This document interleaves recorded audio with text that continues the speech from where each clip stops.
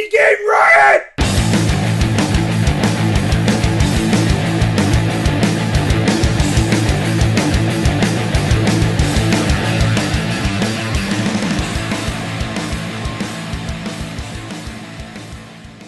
Hey everybody, this is JaShinYa, and this is also Indie Game Riot episode, what is this, 45?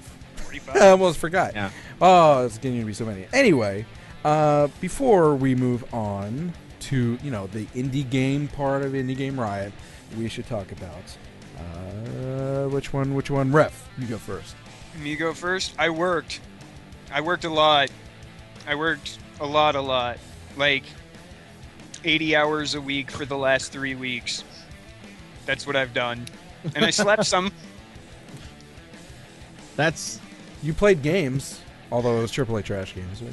You take that back. Dark Forces 2 Jedi Knight is an amazing game. It doesn't qualify as AAA trash. You were also playing Warhammer, I saw. And yes, I it's because I was on...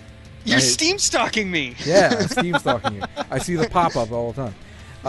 No, it surprises me too because I'm like, Rev's on since when? But it was all at like 2 o'clock in the morning. No, while I was doing remote work for the last week, it was mostly patching and updates and rebuilding a couple of servers. So while automated processes take place, I had some time. So I'd jump in and play a couple of minutes and then jump over and run another command and then jump back. And I beat Warhammer Dawn of War. I beat Jedi Knight. And this weekend I'm playing Hector with our good friend Sorsha. Yeah. Record it. Outside of that, I am doing nothing but sleeping. Dear God, like my house is empty. My family all just left for a weekend in Vegas, and I am going to sleep. Good. It's going to be amazing. Glorious. That's sort of like what I tried to do last night, because me and my girlfriend and I, and also my grandmother on. Let's just make sure I get this date right. On Monday, the 30th of the month that was before April, I can't even be bothered. We went out to West Virginia and we got a cute little puppy. Yeah, she was 8 weeks old. She's a Labrador mix. We don't know any more than that. Other than that, she has worms. She's at a healthy weight, and apparently she is also a bully at this point. She has worms? Yeah. Ew. I know, we're on your dog's gross and an asshole. I know, right? Your dog's got a gross asshole, as a matter of fact. So maybe, in the next 6 months, she might be sleeping on my bed or coming in my room and be like, hey, play with me. I'm like, no, I'm working. Get out of here. But yeah, that was fun. And then I also, I've been playing some just made a shocked face. I did, because I totally forgot I was going to open this. Oh, yeah. Okay. I'll finish talking about this your really dog quick. story. Yeah. Well, the dog story's pretty much done. She's young. She's downstairs with Jesse. I played City Skylines, How's which that? Talk about indie game. It's all right. It's okay. I have one of the cities things. I didn't really get it, and I liked the management. I will say that City Skylines is the closest I've ever gotten to my favorite city building game, which was SimCity 2000. And I do like that, and I do like the mechanics that they've added in there. And obviously there's so much press about City Skylines that we don't even need to talk about it. Yeah, really. Unless we really want to. But I didn't mind that. And then everyone was talking about Binding of Isaac Rebirth, and so I played some of it. I don't get it. I didn't get the first one. I sort of. I'm not good at it, so I sort of got the first one, but it's like the second one was just like, I really understand what a lot of people are saying with what's the guy's name who made that game? Edmund McMillan. His approach on roguelikes of needing to do multiple different run-throughs constantly to unlock everything and then beat the game so many times and do this so many times. Like some people may really like that, and it's really not for me. The music was really boring, and I'd much rather watch a YouTuber play it than me actually play it. I watched a few videos of it. That was enough for me. Yeah, but I mean, I think it's a relative thing. To whoever's playing. You know what's funny is, and I'm not saying it's bad. It's just it wasn't. I mean, for it's me. obviously popular. I mean, yeah. The only the thing that kept popping into my mind after like the first 2 runs I had was, man, Crypt of the Necrodancer is so much better than I played some more of that recently. Yeah, it's so fucking good. They updated it a little bit, which is cool. Yep. And I actually made it to the second area, which is a first for me. Yeah. So that was second area is hard as fuck. It is hard as fuck. I can't. Yeah. You know, actually, I'd probably be able to get through if it wasn't for one enemy. Which one? The dragon, the red dragon. I cannot. Oh, the red dragon's bad. I don't understand its pattern, but anyway. I always get messed up on the skeletons with the shields, but I always seem to beat them. So anyway, yes, Rev, Indie Box, bring back the box. I don't get to say anything. So it's been sitting in my apartment complex's office for the last like week and a half because we never check our mail and timing. So this month's Indie Box by the Indie Box is wait, real quick. Let me just preface this once I get to the thing. Preface this with that we have an affiliate link with the Indie Box. However, Rev has paid for his own box. He's not getting them for free. And we really do enjoy the Indie Box. It's not just because they're giving us an affiliate link. And but in case you are wanting to support both the Indie Box, the dev in the Indie Box, and Indie Game Riot, here is the affiliate link in the chat as well. So this month's game is The Next Odyssey, The Next Penelope, a fast-paced action racing game with loud colors, an original story, and a challenging risk-reward system. As Penelope is looking for Ulysses through the galaxy, the player is free to explore the planets in any order. And I don't have... oh, good. There we go. Does it come with a disc, or is it just a piece of paper? No, it's gonna be.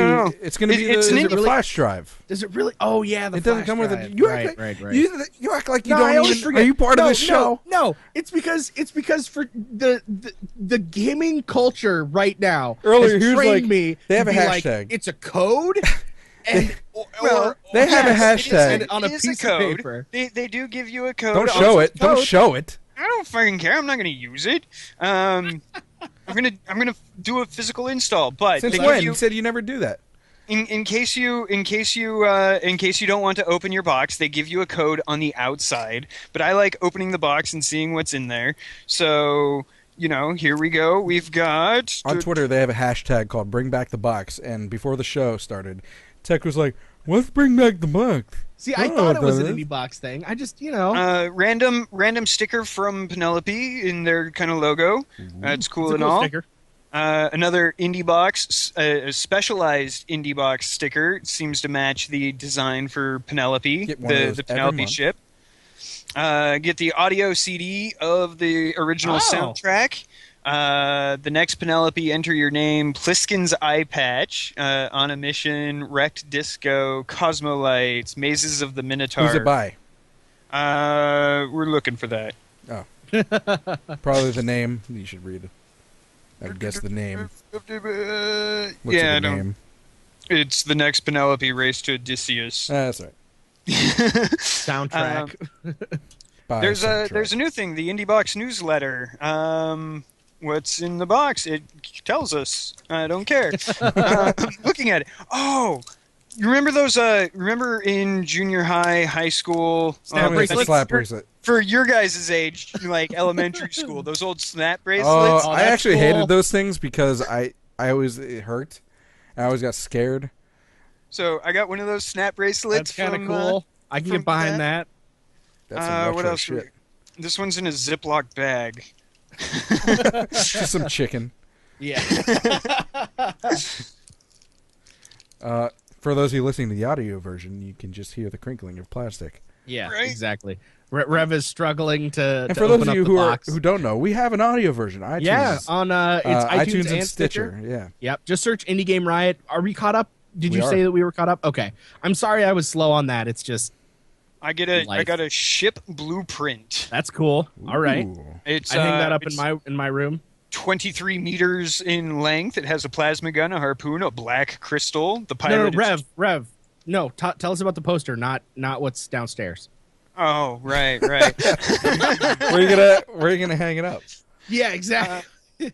I'm gonna never mind.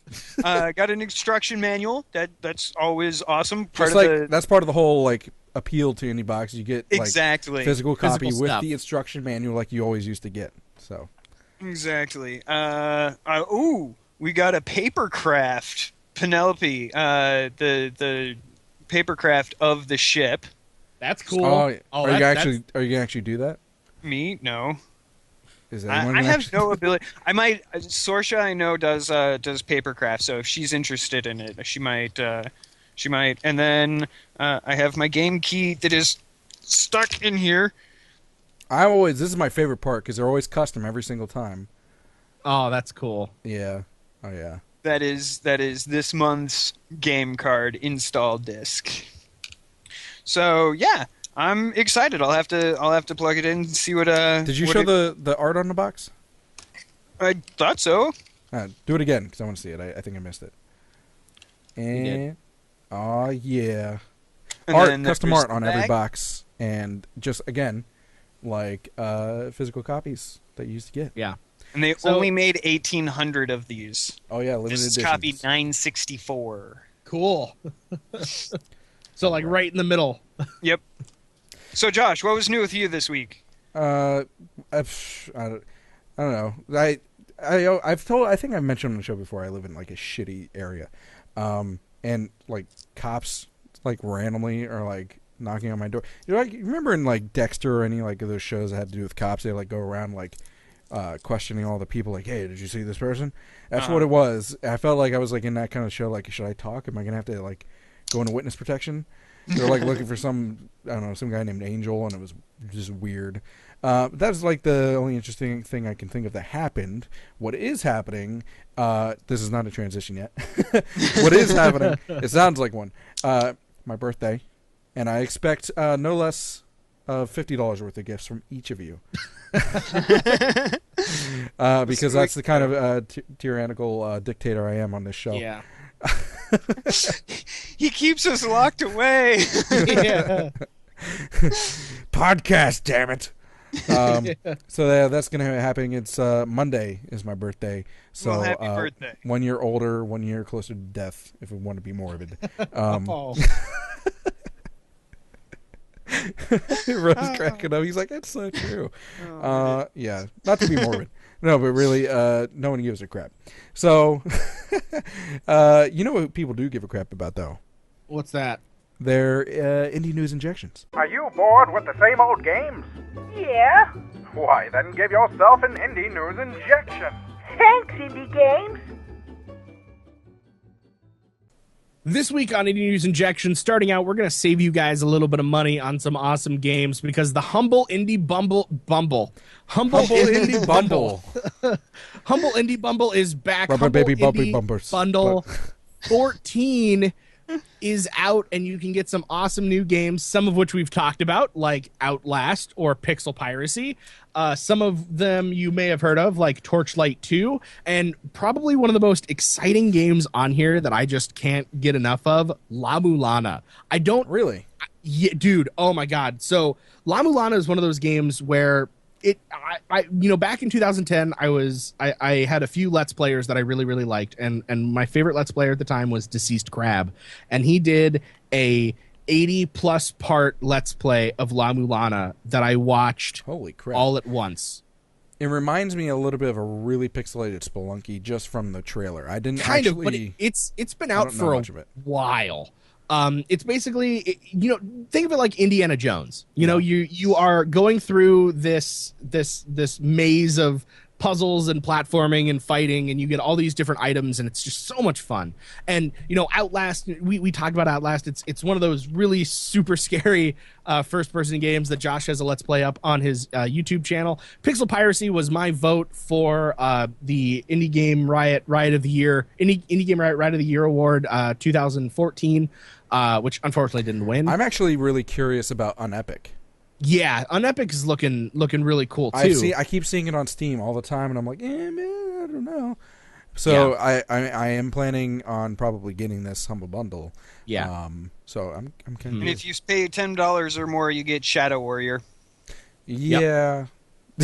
I don't know what it's about, but you know. Yeah. No, it's a Devolver Digital game, and I think that's the only reason it might be in the $10 tier. I feel like other games would be better suited to pay $10 for.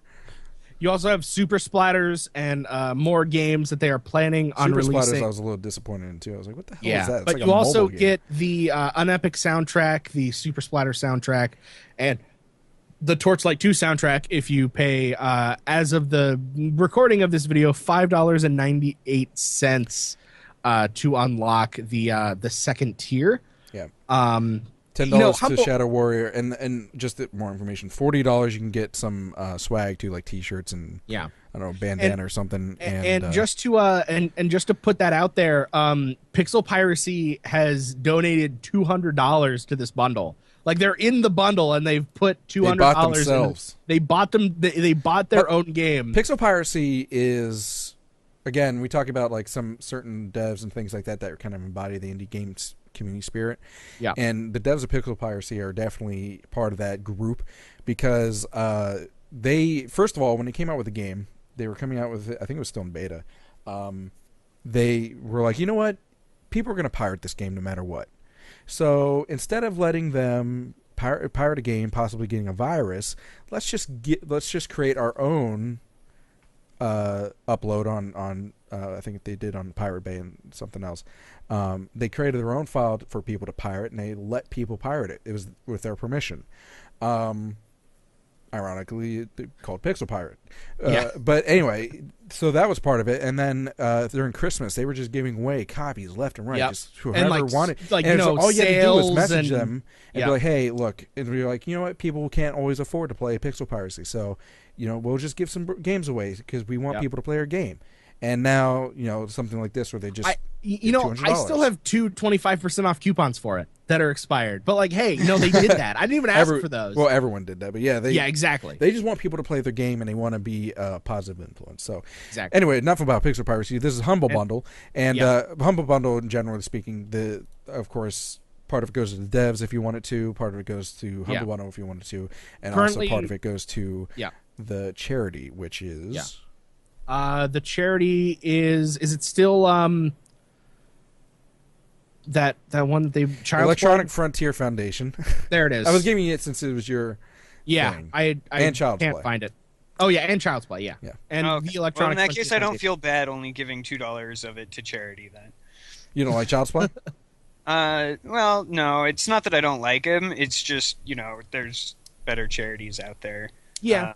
And I like to see most of my Humble Bundle purchases going to the devs. So of the $14 that I just spent, $11.25 of it went to the developers. I think charity and 76 cents went to Humble. I think that's one of the really cool things about the Humble Bundle thing is too. I mean, like no matter where you send the money, it's going to a good place. I mean, even if you send it to Humble Bundle, I mean they're the ones that are setting up this whole thing in the first place. Of course, they're making money hand over fist, but it's still, I mean, they're to be commended. It generally speaking, if you're going to put money somewhere, obviously buy the game at full price. We talk about that all the time, but Humble Bundle is probably the next, another step that we talked about with James from IndieBox. He was talking about like paying full price for games whenever you get the chance, and I agree. But he was like kind of Humble Bundle and Steam sales are kind of like because they don't get much of a return from that, right? Cents they get, and I get that and I agree. But I think that more than anything, they just want people to play their game because people won't necessarily buy the game unless there's very little risk, or maybe they just can't afford it simply. And so this just gives an additional opportunity for everyone and opens it up to a lot more people. Speaking of opening things up to a lot more people, IndieCade out here on the Best Coast has opened their submissions, and if you want your game to be showcased or demoed there, or take part in the night games, which are awesome, or anything else, you have to get your submission in by May 1st. So you've got a little bit less than a month. Information can be found at IndieCade.com/submissions. But it takes place Culver City, California, October 22nd through the 25th, 2015. This year, I'm going to do a check on the vehicle the night before, just so that I don't end up getting hosed the way I did last year. And I plan on spending the entire time up there. In fact, despite only being like an hour away, I'm probably going to get a hotel room and party. So deadline May 1st. If you're submitting, get your shit together and get it going. And speaking of getting your shit together and getting it going, next up we have the Indie Box for April. It's a game. I don't know what's in it, and I'm not gonna tell you either. So are you gonna like mute like us while we talk about it, and then we're gonna do like a hand signal to bring you back in, or sure? Or do you want to just ruin it? Okay. So Rev is gone for right now. Because we are talking about. Oh no, you go ahead. I'm sorry. Oh no, yeah. Rev is left because we are talking about the next thing. But yeah, Indie Box. We mentioned Indie Box. We saw Rev open up an Indie Box earlier, and you saw all the cool things in it. And if you don't want to know, first of all, in the live stream, don't click the link. But if you don't want to know, also maybe skip ahead of this part. But the game that they're featuring for this coming month is Lovely Planet, and it's actually an interesting first-person shooter, kind of like it's like a Twitch shooter, and a little bit of a platformer and things like that too into it. It's coming from, what is the actual? Quick Tequila is the developer. I actually found it through Tiny Build, which is the publisher, and Tiny Build made No Time to Explain and some other games. So it's a colorful. It's really weird. It's trippy. Polygon. Simple textured. I gotta say that at first glance, Lovely Planet was like, what was that, Burrito Galaxy? Yeah, Burrito Galaxy 65. I was like, okay, this is just really weird. There's not a whole lot to this. I'm not sure if I was really into it or not. But it's actually really smooth and really well put together, even though it doesn't look like it. It looks like a game game that someone was just Quakey. fucking around with. Yeah. I think Quake was probably a good influence in it. Very, very Japanese. Hawaii. Yeah. Yeah. If you're into the Japanese thing, definitely check it out. That is this Can I come back in? Box. Yeah, you can come back in. Wait. Now we're just waiting. So the game is. Speaking of strange games, you might be seeing some coming out of Level Up 2015, put out by Intel, along with sponsors Steam, Unreal, and Unity. Basically, from March 2nd until May 13th, you have that much time to create an innovative game that uses touch capabilities that can run on the 2-in-1 computers, basically the 2-in-1 PCs that have tablets built into them, so they're touchscreen but also regular computers, and they are looking to give away lots of awesome prizes. The first year, the first prize wins $5,000. Inclusion on their game in the game demo on Steam on the demos page. The genre prize gets $3,000. The skills and crafts get $3,000, and the special prize category gets $3,000, along with the Steam demos page being included on that. The past winners of this contest last year, they've got Duet, a game called. You remember? I don't recognize any of these games. Yeah, I sort of recommend. I sort of remember that. You also got Bravadia, which looks to be a not quite a 4X. Is that what's called 4X? 3X? 4X is like a hexagonal. Yeah, it's square based, but it's like a turn based. Oh, I do remember this game. Yeah, it's you're moving your group forward and battling enemies. I have heard of this game. Best platformer was Big Land's, a game made by kids, it's very kids drawing with the art. Lots of you really have to look at it. It's really cute. You also have a game called Framed, which is like a comic book noir puzzle game. You also have Toast Time, which I believe I've heard. I think I've heard of that one. Yeah, really, there are so many awesome games. They've been doing this since 2009, so you really got to check it out. Intel, Intel, lots of great games coming out. So definitely, their list of judges isn't too bad either. Yeah. Tim Schafer's one of their judges this year. Rami Ismail, really cool guy. I got to catch one of his classes at IndieCade U. Kate Edwards, Wolfgang Engel, Tyrone Rodriguez. Did I mention Kate Edwards? Yes, you did, and also Chris Avalone. Yeah. So they've got some pretty cool, pretty powerful names in game development. Yeah. That are going to be judging on this. So I'm excited for it. I wish it was like a physical, convention type, because I would totally go. Yeah, definitely. But, so it's going to be a great time for all. I know a lot of devs listen to this podcast, so make sure you get your work out there, because this is high profile stuff. Plus, it's a good purse for the Game prize. of the year is $5,000 cash. Woo! Yeah, you know what else is worth $5,000 cash? What? An interview with Quadratron Games, which we are going to be going into right now.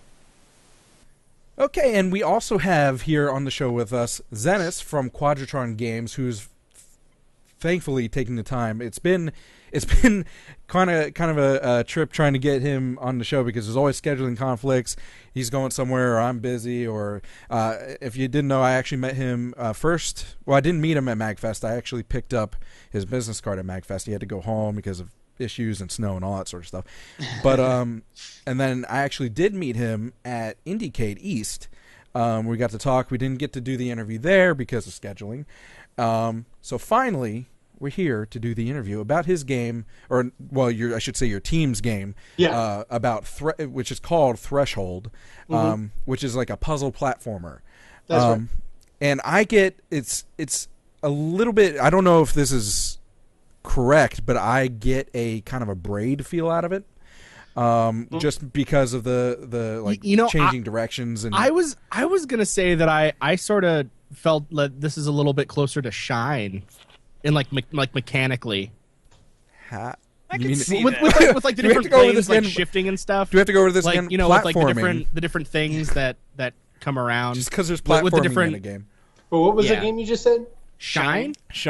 We covered a game called Shine. But we're definitely we're definitely inspired by Braid. That's a big inspiration. When we were thinking about the game we wanted to make, Braid was definitely on the list of things we were thinking about. And I would say like Fez, to be honest with you. Fez is definitely a game that inspired us as well. Awesome. Thanks for having good taste in games. Well, arguably, because Tech doesn't like Braid, and I'm not. I'm a little. That's because you guys are dumb. Well, no, I like Braid. That's why we picked a few of them, so at least one. Yeah, exactly. Yeah. I like Braid, but Fez is, I think, overrated in my opinion. But that's just me. Anyway, so first things first. Tell us in your own words about Threshold. So Threshold is a puzzle platformer, as you said, and basically you play a gnomish wizard who's kind of either through some sorcery or whatever, he's kind of trapped between worlds. But since he's a wizard, he can kind of like pick and choose which way he wants to go. So if he moves to the left, it's the past. It's summertime. It's kind of like a time he remembers. He's fond of it. And then there's the future, which is kind of cold and wintry, and it's like something you're kind of afraid of. So the thing we were thinking about when we were designing the aesthetic for the game was that you're kind of like in this Zen moment when you're in the present having to solve problems.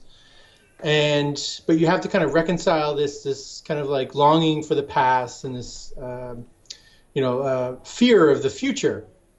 And what happens in the game is when you move to the left, it's summertime or it's some season in the past, and it's certain platforms appear in the past. And then when you move to the right, those platforms might disappear, and other platforms appear for the future. So we currently have an aesthetic which is a summer and winter dichotomy, and but we're looking to expand that into like other things, maybe like if you're in the if we have a desert biome, let's say we have like the dry season in the wet season, or if it's like kind of an urban castle-y kind of fantasy area. Maybe the past is like a very pristine castle where the future it's all in ruins, that kind of thing. And the puzzle elements come in where you have to actually solve a lot of the platforming puzzles by reconciling these two different worlds where the actual environment changes and things happen depending on which direction you're going. So like platforms disappear, keys can't be moved. If they're like a winter key, they can't be moved in the summertime. The thing comes in. Yeah, exactly. Yeah. So that's definitely the aesthetic and the design we're going for in the game. Yeah. So and that sorry, go ahead. No, I was just going to say, because I've been watching the animated GIFs that you have, mm-hmm. and I don't see like a level of control there. It seems that the character only changes direction when they touch the edge of the frame. I assume that that's just done for the purpose of this. It's going to be slightly more in depth in the game. Well, yeah, the animated GIFs were really just kind of trying to tease you into feeling what the game is like. Okay. We do have like a little playable prototype that we've been kind of pushing out to people. So we can definitely, if any of your viewers or if you guys want to see the playable prototype, it's totally something I can hand off to you. But yeah, it's basically you push your controller to the left, the world changes to the summertime, and if you push your controller to the right, and the guy faces right, it's wintertime. And that's the control mechanism. Okay. And I actually did get a chance to play a little bit on their, I don't know if it's really called a demo. It's like an experimental version for the mobile. Yeah, we're calling it the prototype. Right. Okay. So I got to play it on mobile, which obviously controls a little bit different with the finger swiping and all that sort of stuff. But I kind of understand where he's coming, what he's talking about, where it's not just like what you're thinking. It's like you just go bounce. Bounce. Right. Okay. It's definitely a lot more control than what you're seeing in those GIFs. So. And now the prototype, is this the version that came out of the Global Game Jam? So actually we've been spending the last year. We haven't worked full time for a year, but for about 6 months we've been polishing up that particular version of the game. So a lot of the code base is the original code base from the game jam, the Global Game Jam, but most of the art. And we added some additional features to the game. We changed some of the controller so that it felt a little bit better. But that stuff has been worked on over the past year, yeah. And I will say that having played the demo, I actually have it up right now. I'm a really big fan of the control scheme that you guys are going for. Mm-hmm. Like, because when I first booted it up, I was like, okay, so how does this exactly work? And I tried hitting up on the keyboard, and that didn't jump. And I'm really glad that you guys chose to not be like, oh yeah, you can push up or space, because there are so many games where you push up or you push space and it gets all sorts of messed up. One question about the sort of, I guess, the way that the engine handles the platforming, is that set in stone? Because it is a little bit like I love like really tight controls, and it's a little bit floaty for me. Okay, but I don't know if that's just me or I don't know which version you're actually playing with at this moment. It's the web version. The LED version, is that what you said? The web. Okay, the LED version. If you're playing the web version, we actually put a new character controller in. Okay. And we're currently we're totally tweaking that. We have the old version didn't give us any kind of ability to tweak any of the values, like how high you jump, how far you jump. whether you can have any momentum when you're jumping, whether you can control your direction of jump. And that was like one of the first problems a lot of people like mentioned to us, that the original version of the game was very much, it didn't feel like a traditional platformer. So right now we have a controller that we can tweak, and we're in the process of tweaking. Okay, awesome. Because it does control really well. Mm-hmm. But yeah, it was that, and I have to say that the aesthetic that you have, and reading about it on the site and hearing you talk about it, like, although it seems really like a simple, like, oh yeah, I could have thought of that, but it really brings me in to the game. And are you planning on having like any story around this? Because I know obviously this is a really developmental build. Like, is this going to be more of a story driven puzzle, or is it just going to be like here, go through these, this is sort of the world? So to answer your first question, our artist Mila, we actually spent about 3 months just working on the visual aesthetic, and I'm not going to say it's complete yet. We definitely want to go like to the next step. We don't want to just stop at like, you guys like it, that's cool. We want to actually blow your minds. Yeah. So this is really, and when I say it's a prototype, this is really like just the first step for us to get to that visual aesthetic that we want to achieve. The second thing, if I'm addressing your question properly, actually restate that second part of your question. I would if I could remember it, which means it obviously wasn't very. It's had a few wines already tonight. His question was, is this going to be more of a story-based puzzler, right, as opposed to just here's the world, go puzzle? We're actually we have a person who's working on. We have a little bit of a backstory of our own. It's not really fleshed out, but it's definitely something that we're working with someone to develop a full story on, so that we can implement it in the game. So we want to definitely give the player that sense that they're in a world. It has a theme and a story, and they're going to learn what happens to our protagonists as they move through it. Well, I'm actually I'm pretty excited to see how, like you were mentioning, the different the different.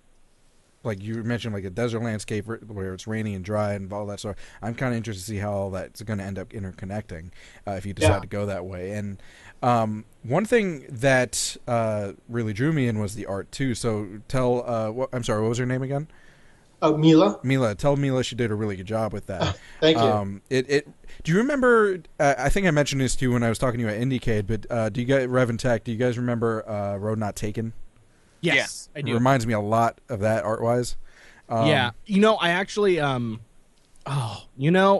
way that this game plays, and I'm just gonna say it right now, is it's so cool because you do like little thing. Like, I can tell that you guys, this isn't as simple as it might look, especially considering that it's a. You're right. Actually, it's a tech demo. Like, that's a good point, because I was the first time I saw it, and he was we ended up, it was like we were at I think.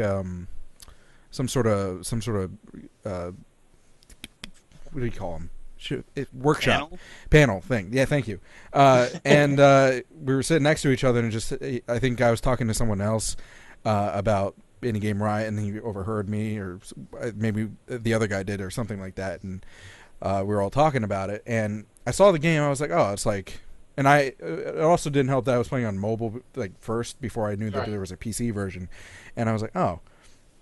It's just like one of those like simple mobile puzzle games, but I can see, like, after looking more into it and after talking to you about it, I can see that there's a lot more to it. You know what got me is the key in this one level that's an ice key that I had placed on a summer platform fell when that platform didn't exist, and I was just like, oh, I mean, like it was so small, and like it makes so much sense, but it's like I wouldn't even have thought it was like, oh, it's gonna be right there, that's gonna be a challenge to get, and then it fell. I'm just like, oh, that just made that way harder. Yeah, so like that's a lot of things that we're trying to like come up with, where not just keys, but we want to put other interactables into the game, so that like, yeah, if the winter key is on a summer platform and you go the wrong direction, is it going to fall through, and then is it going to fall through the world and then cause you to have to like restart, not necessarily the level, but kind of start from like a safe spot. Mm-hmm. And we definitely want to like give the player that kind of challenge. We don't want it all to be just like So a lot of it is like we want you to be able to sit there and kind of chill out, figure out the game at your own leisure. But we want some of the game too to kind of take advantage of that platforming. You need to think fast to solve this particular puzzle. And since Quadratron is you and Mila, and I know there's at least one other person. Yeah, Christian. He's actually here too. He wants to come and chat with you guys a little later, probably. Awesome. Excellent. Yeah.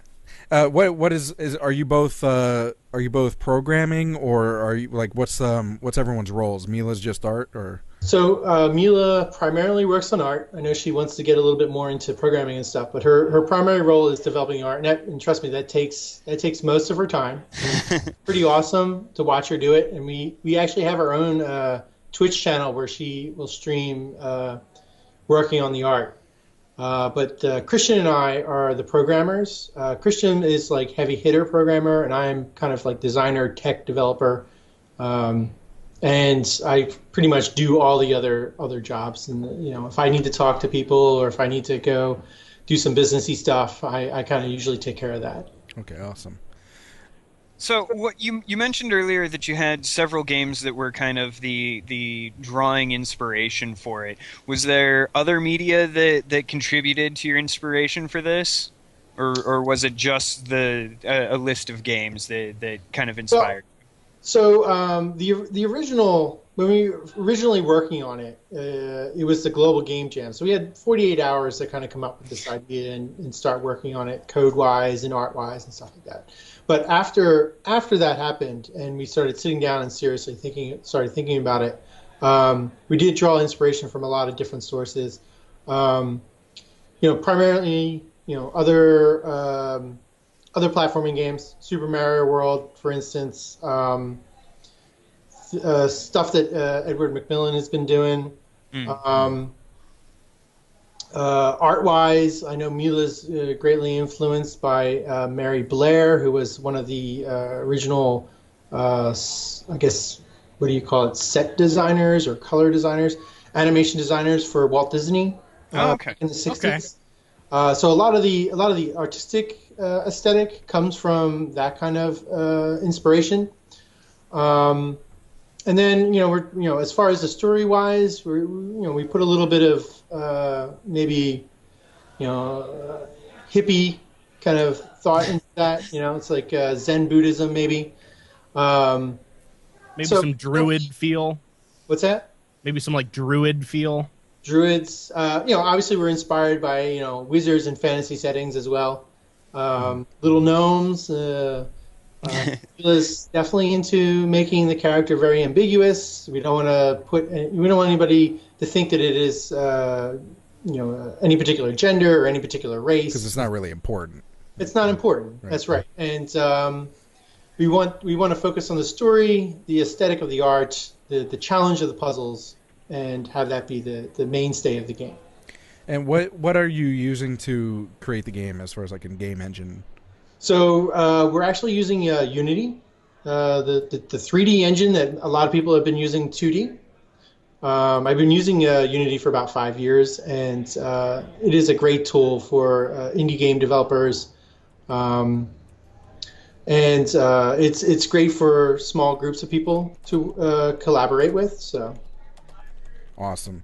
And I mean, what was I going to say? I got distracted by Rev's distraction. I'm sorry. My family's heading out the door for a weekend sword fighting event, so that's why everybody was sword fighting. Yeah. I do medieval hobby, awesome. medieval combat as a hobby.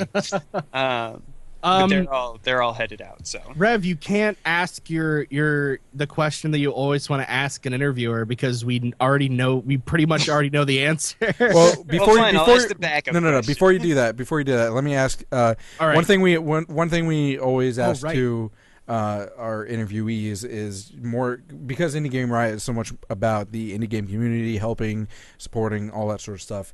And the fact that we just love this community so much. What, as far as the indie game community goes, is maybe like, do you have like a story, like your best experience? Like, what do you love about the indie game community? All that sort of stuff. Like, what is, when you think indie game community, what pops into your head? Yeah, so I mean, everybody's familiar. Well, I don't know how many people are familiar with, but I assume all you guys have seen Indie Game the movie, right? Yeah. Right. Mm-hmm. Yeah. I mean, that's a big inspiration to a lot of like myself and a lot of the people I work with. But I'm from Philadelphia. In Philadelphia, about 5 years ago, I started looking into what I wanted to do with my CS degree, and one of them was I wanted to be a game developer. So I went out to San Francisco and went to GDC and talked to a bunch of people and ended up signing up for a membership to the IGDA.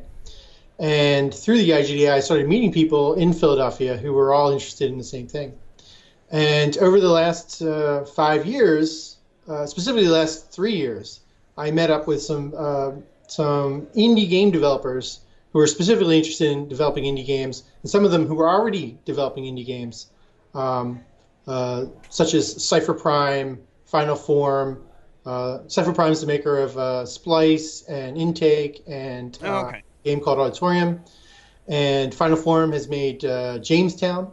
Oh, okay, yeah. We've all gotten together. We're all from Philadelphia. We've all gotten together, and we've created like a co-working space called the Philly Game Forge. And awesome. Every Thursday night, the Philly Game Forge is open up as like an open house to anyone from our area or anyone who wants to kind of come into the area and just kind of hang out, talk indie games, work on projects, find people they want to work with, make networking, meet new people. That's that kind really of stuff. cool. It is a big part of my success as an individual, the success of us as a team, and as our community as a whole has been.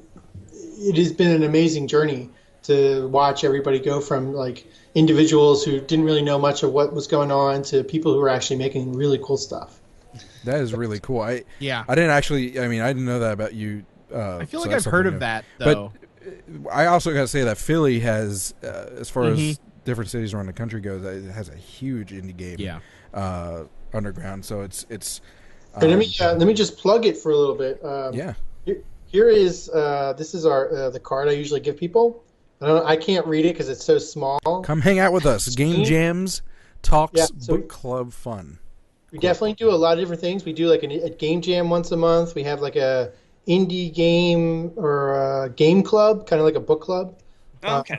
This is the name of the night, and you can go to phillydevnight.com and you can find out all about what we're doing. That's awesome. You should when you get a chance, email me some like more detailed information about it, because that's something that we could put on our site and let people know about it. It'd probably be cool if you guys wanted to come down. I know you're over in California, but it'd be a bit of a drive. Yeah.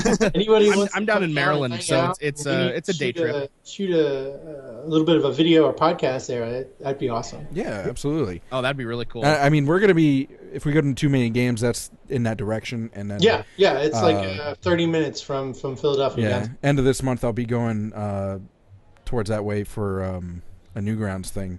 So so it's definitely. I never knew that. The guy who developed Newgrounds, or one of the guys that was in part of that process, is actually from Philadelphia. Yeah, Tom Falk. Tom Falk lives around there, and Newgrounds is based out of there. He also, for those who don't know, he also co-founded the Behemoth. Castle Crashers, Theater, etc. Right. So big name in the indie game community. So, but yeah. Anyway, so I mean that's really cool. That's probably one of the best answers. Game you've got to devs, that don't question. move to LA, move to Philly. Philly is up and coming. We're trying definitely to get people to kind of take us seriously down here for sure. Absolutely.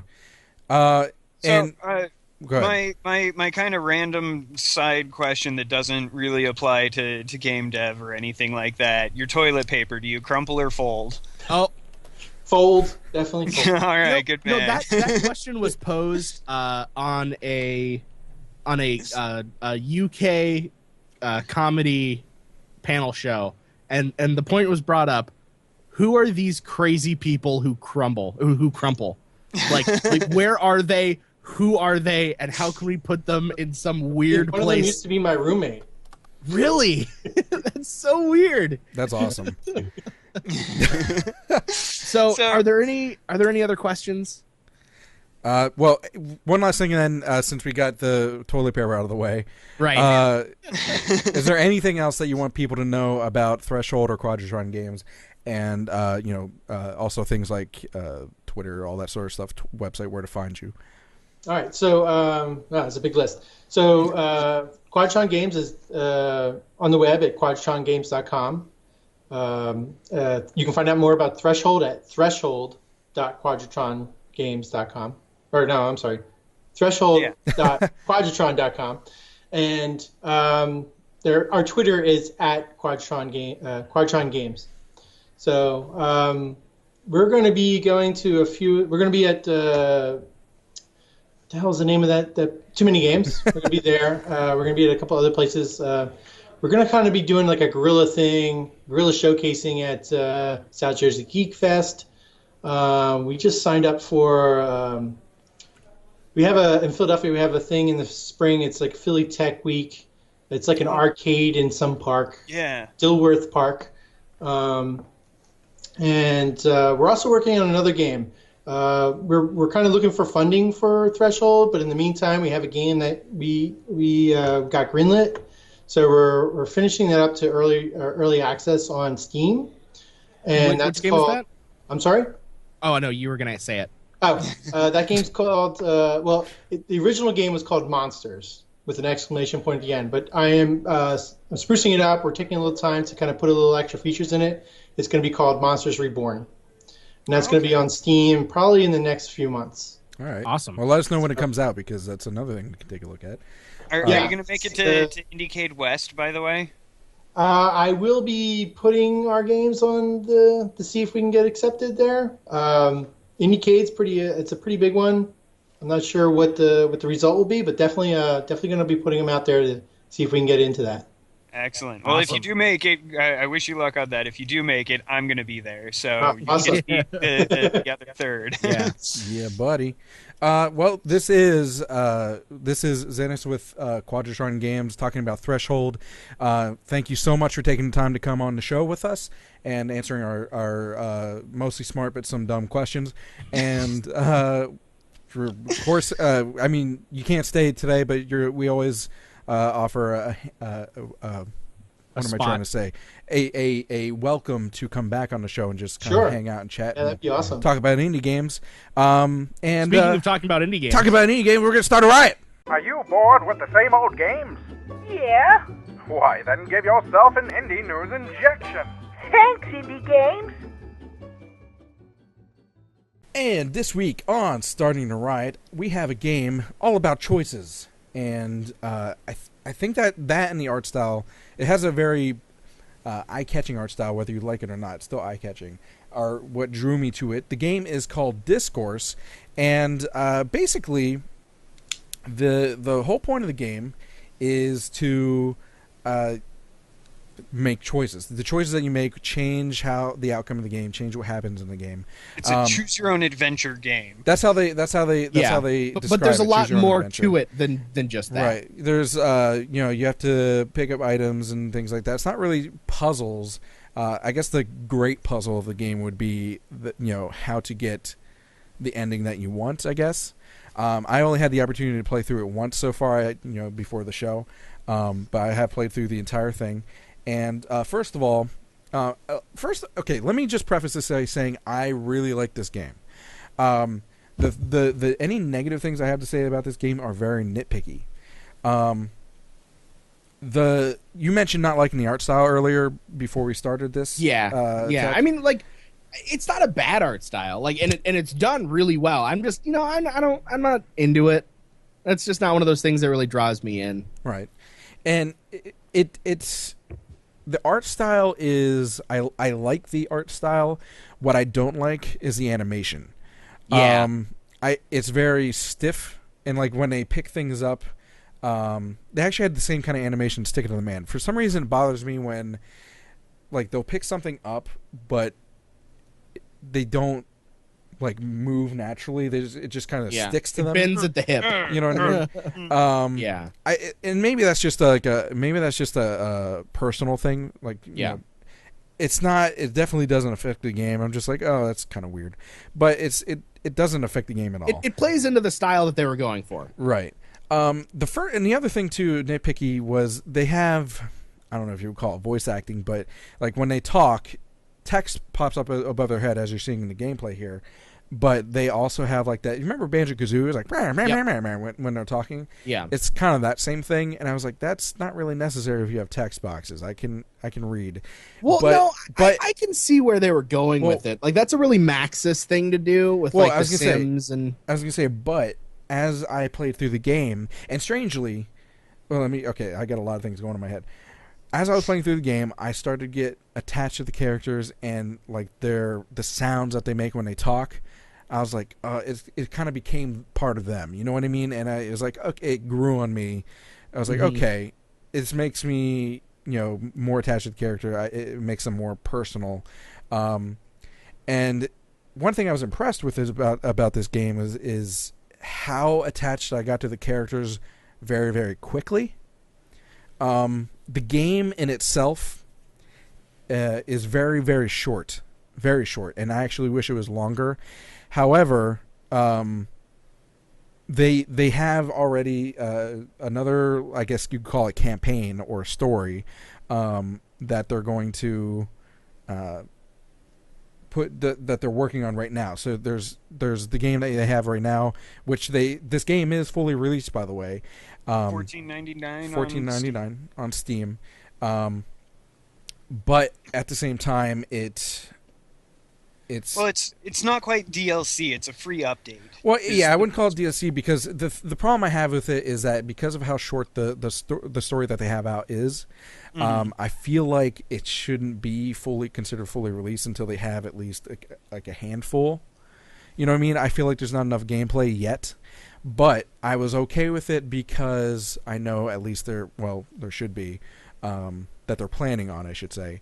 Yeah. More gameplay, more stories. And in the end, like, and who knows, maybe and engine-wise. Yeah, and like, that's one of those things, like, the line between, especially with games like this that are very easily added onto with, free DLC or downloaded updates, there are certain production things that you have with, the game actually working versus not working, or just having the amount of content that you wish would ship versus content that you're giving to the consumer for free later.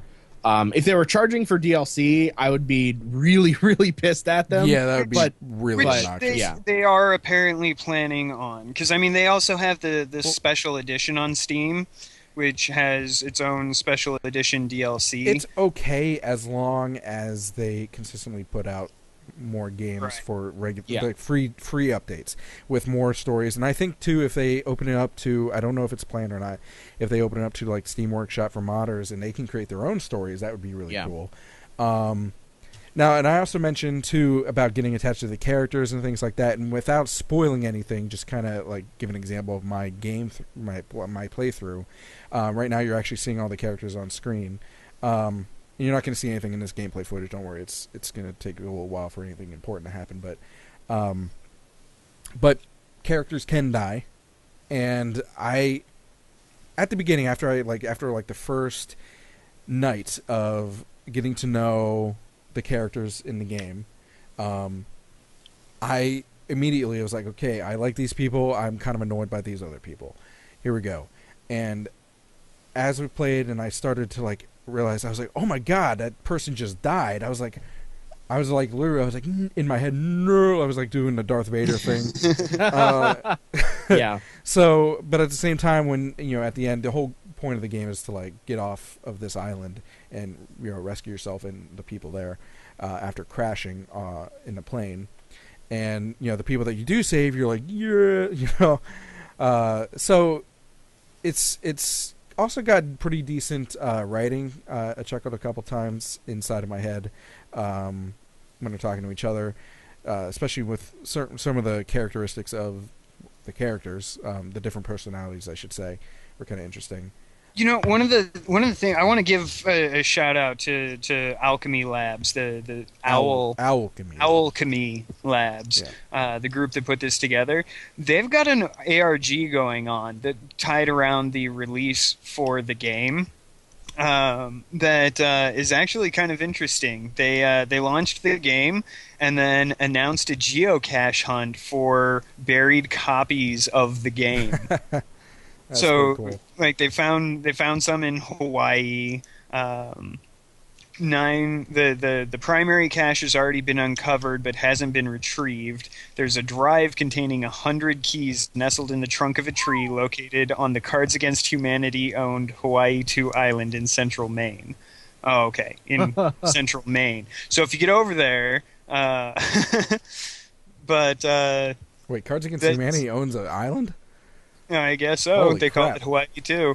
Wow. But yeah, so they these guys are definitely having fun with this, and I mention that not just because to contrast it to the shortness of the game itself, but they're trying to go for. It seems like they're going with a culture and a community that surrounds the game. Yeah. And that sort of interactivity is fantastic. Again, with the workshop too, if you cultivate this kind of community around your game, it could really blow up into something really cool if you start letting people mod it.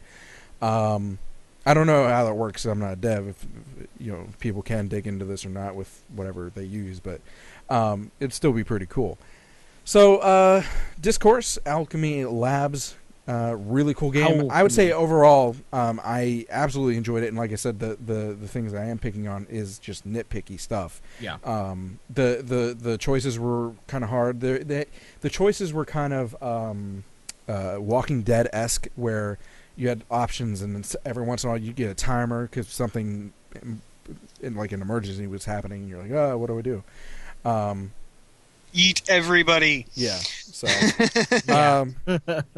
Any other questions about Dyscourse?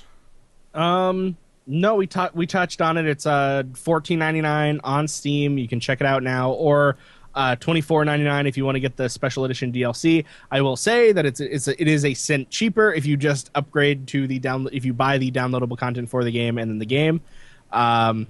Just saying, if you want to save a single penny, put those pennies in a jar.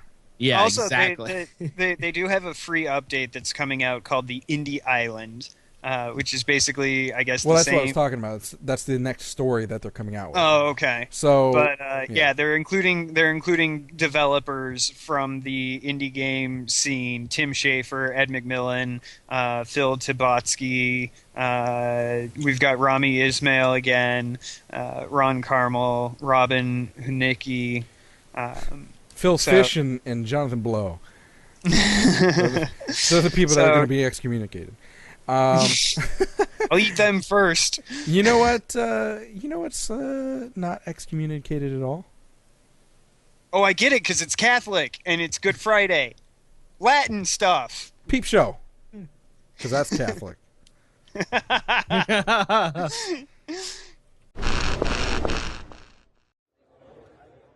Please give all your attention to Early Access.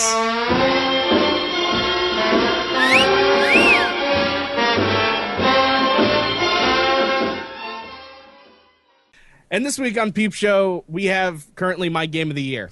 Seriously, I freaking love this game so much. It's called Verbis Virtus. It is a first-person action puzzle game where your voice controls the spells that you cast. Right now, you're seeing footage of the beginning of the game that I actually recorded. You don't have any spells just yet, but basically, you are going through this sanctuary that was built for pilgrims of this basically magic force. It has real big Latin ties, if you couldn't tell from the name of the game, and you learn these words to cast these spells, and there are two different options. You can either use the actual word in the game in their own language, or you can use the English language version, which they do not recommend.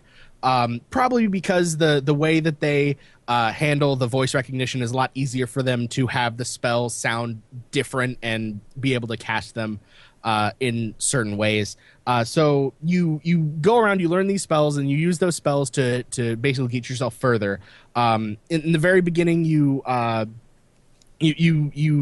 have a few directions. One of the directions is blocked by bugs. One of the directions is just complete darkness. I got to point out too, you suck directionally. Holy crap! That was one of those things. I was watching your video, and I was like, "Are you fucking serious right now?" Like, no, dude. Like, when I played the game before I recorded any of it, like, the direction wise, pretty good. I got it. As soon as I started hit that record button, it was like, where the hell am I? I need a map that is better than the one that they that they put there. Who put this? I need to ask. Who put this game forward for Peep Show?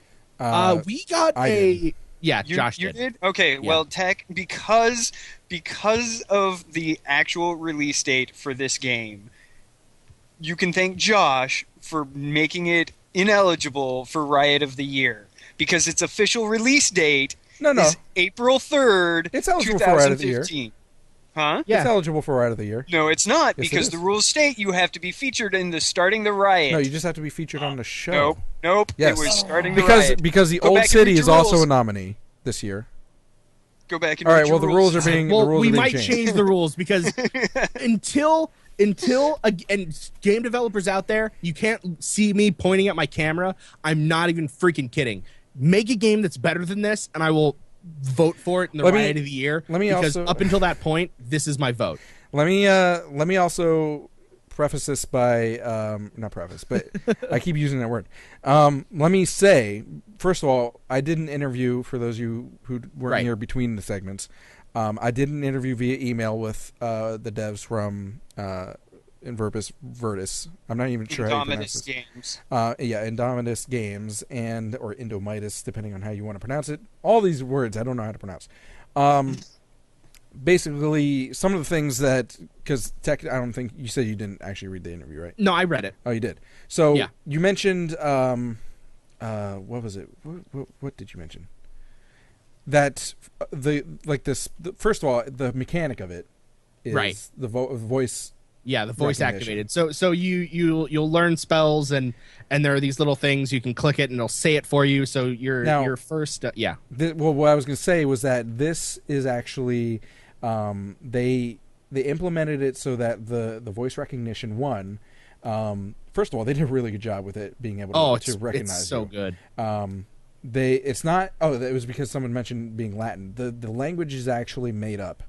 Yeah, that's what I said. Yeah, I think Rev said something about Latin. It's actually made up. They designed it, first of all, to sound cool, but they also designed it in a way that certain sounds wouldn't be included because people say them so differently, like ours. I can really tell that from even just playing it. Like it's not like inherently obvious, but you can really tell that the language that they created is designed to work really well. And I will be, there were I think twice where I said a spell and another spell cast, right, and it was just like, whatever, like it was little, but every single time I've cast a spell, I've never felt like, this game isn't recognizing what I'm saying. It was, I must have said that wrong, or I didn't hold the button down right. It's always been spot on. The other thing too is, if for some reason you can't get behind the language, you don't understand how to pronounce it or something like that, they have an option where you can switch it to English words instead. Yep, and I did mention that. So there's that. Did you?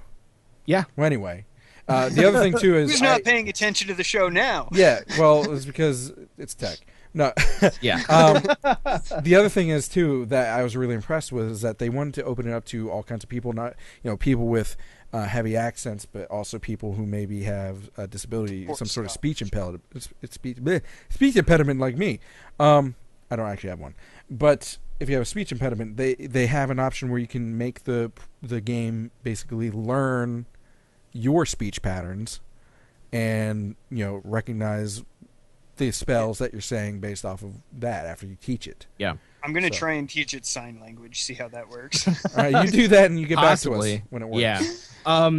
So basically, if you aren't going to go through all the trouble of either using the English language or teaching it how to say the things, actually the video is coming up right now on one of those shrines that you learned the first spell, light, which is Lumetial.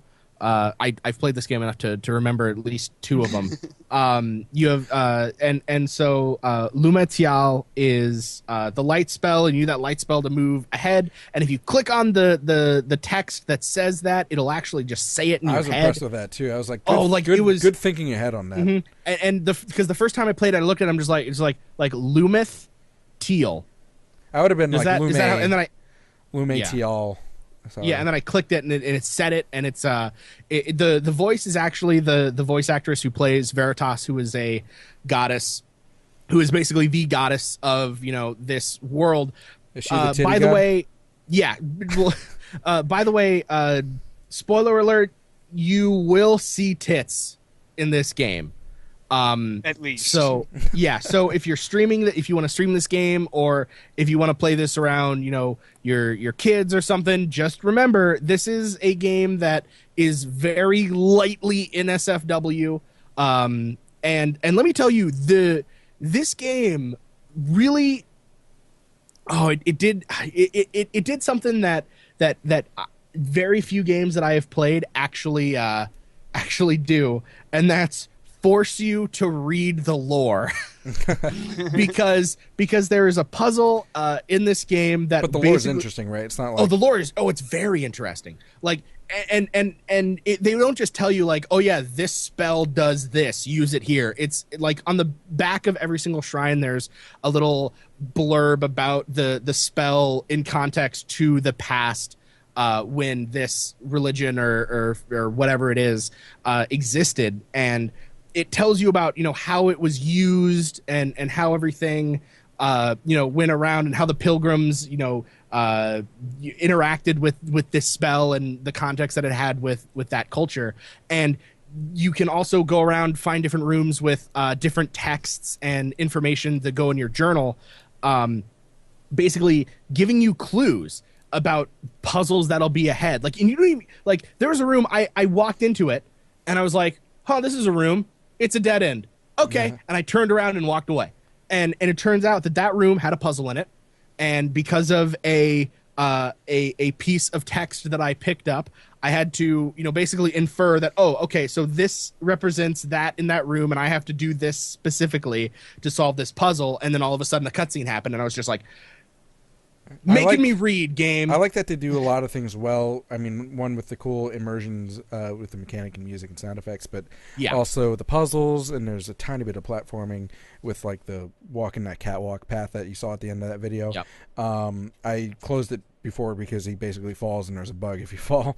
Yeah. But there were a few bugs in the version that I played, and I think I got it down to and this is the very untechnical. I've encountered this bug like 3 or 4 times while playing this in multiple different sessions.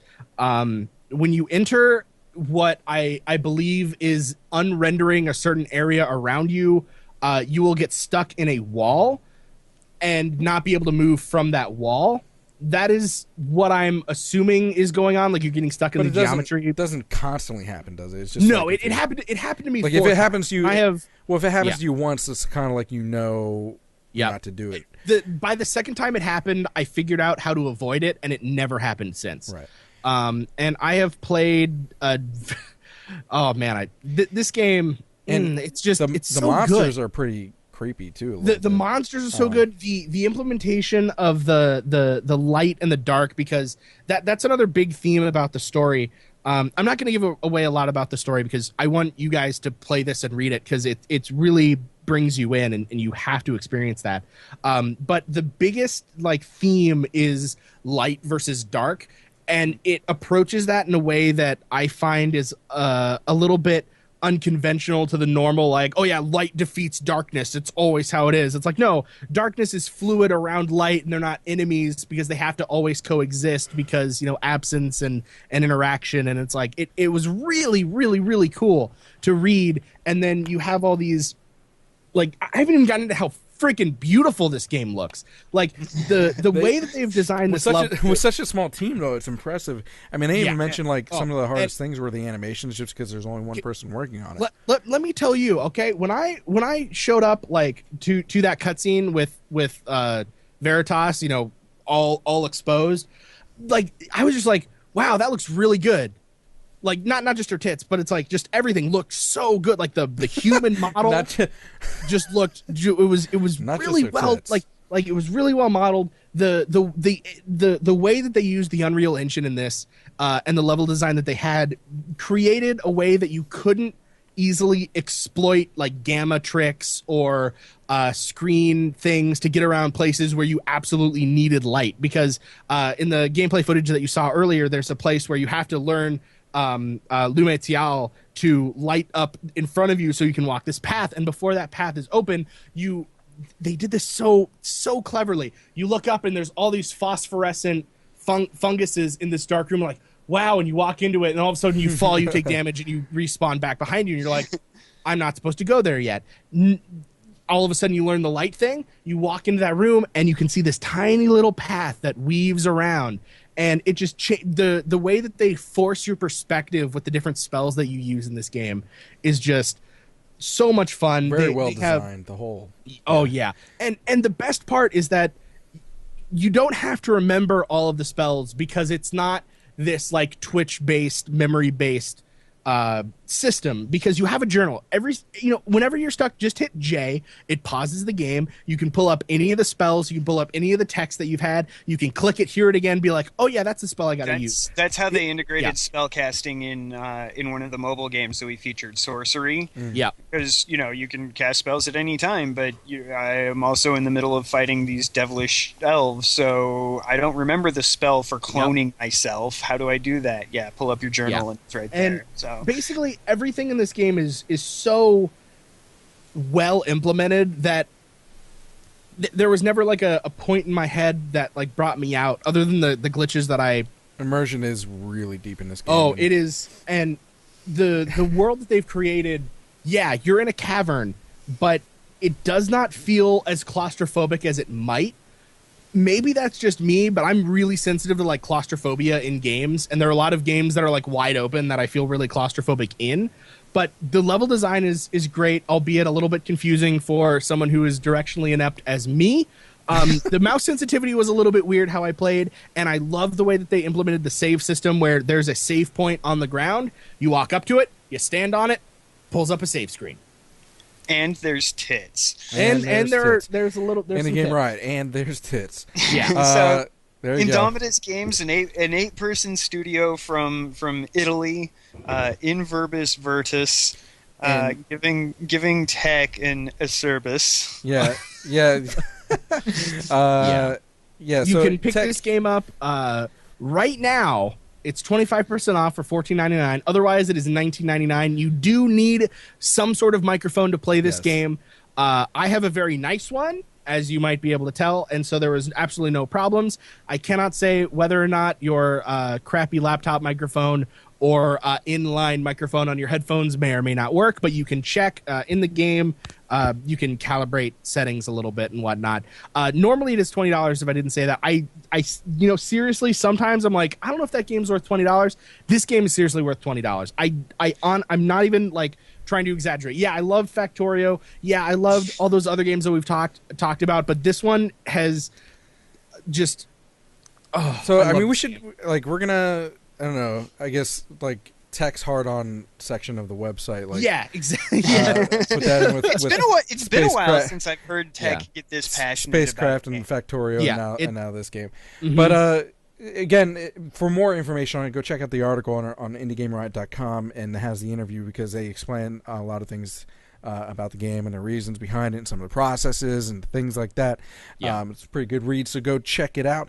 And IndieGameRiot.com, and go mobile. We're going to blast out into space with mobile. Going mobile. Oh.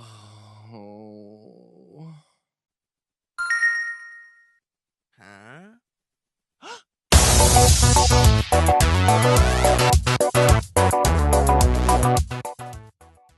And This week on Going Mobile, we have Spaceteam.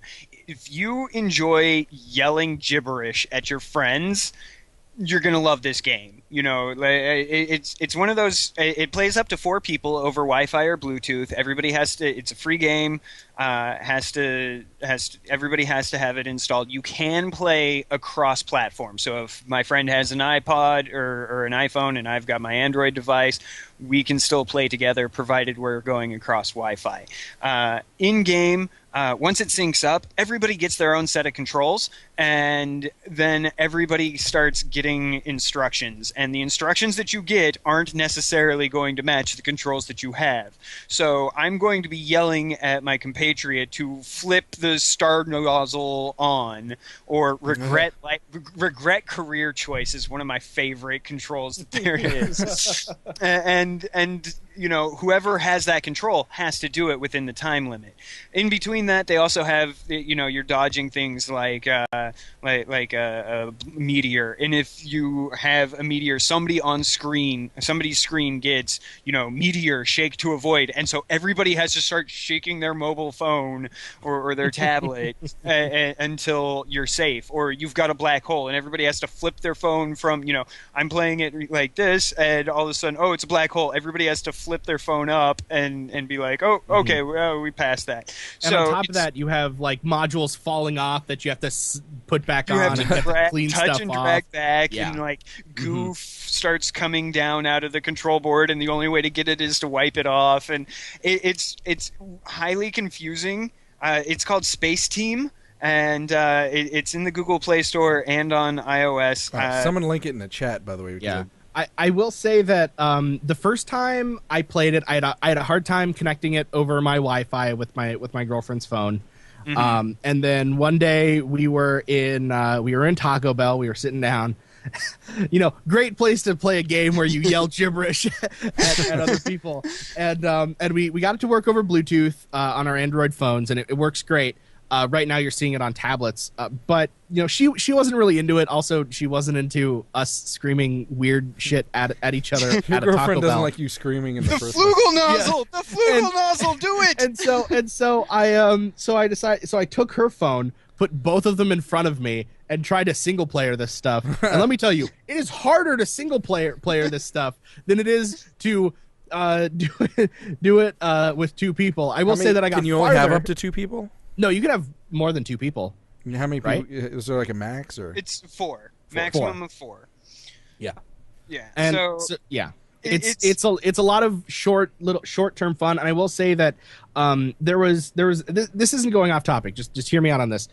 There was an article today that I was listening to on NPR talking about, you know, board games and how, you know, the board game that was being talked about was an independently developed board game, but it was sort of like a long-form board game, and everyone really likes those long games. And I was thinking to myself, you know, I really want a game that's like short and easy to install, that a few people, or, you know, short and easy to start up, that a lot of people, you know, a few people at a party could play together and then stop and go to something else. And now that we're bringing up Spaceteam, I'm just like, that's exactly the game that I wanted. It's a game that once you install, it's a quick install as long as you're on Wi-Fi or you have good internet. You know, all your friends turn it on, it pops up. The stream seems to be looking weird. I don't know if my video cut out. No, mine cut out for some reason. There we go. It should be fixed now. Skype had some issues. Yeah. So. You just start it up. Everything.